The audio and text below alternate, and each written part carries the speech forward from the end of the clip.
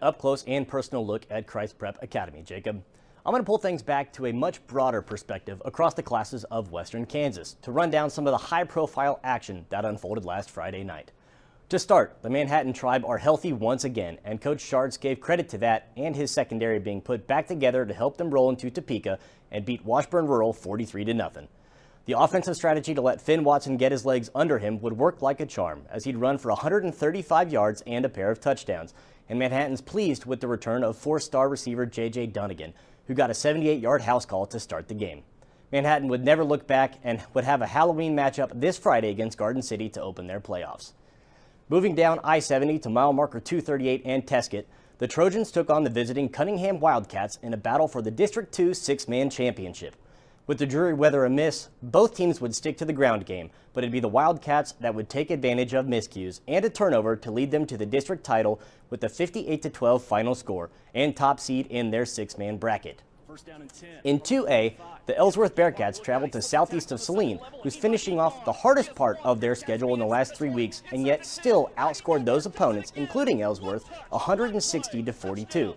The Bears would shut down Bearcats senior running back Tucker Goss, who is averaging over 200 yards a game entering the contest, and hold him to 25 yards on 21 attempts.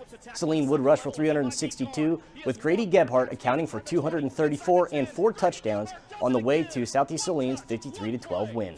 This finishes the Trojans' undefeated season as they take the top seed in the West and knock Ellsworth down to a 10 slot.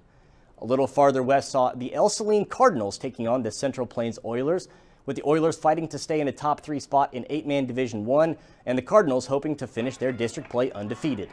Both teams would combine for 442 rushing yards, but Central Plains' 2 interceptions would be a key deciding factor, as the Cardinals' passing game had minimal interruptions, and they'd complete their 7-1 season with a 36-6 win. An extended road trip put the Hayes Indians against the Liberal Redskins, as they hoped to bounce back from their home loss last week against Great Bend. Holden Lind would lead the Indians with 310 rushing yards and 5 touchdowns on their way to the 49-28 win.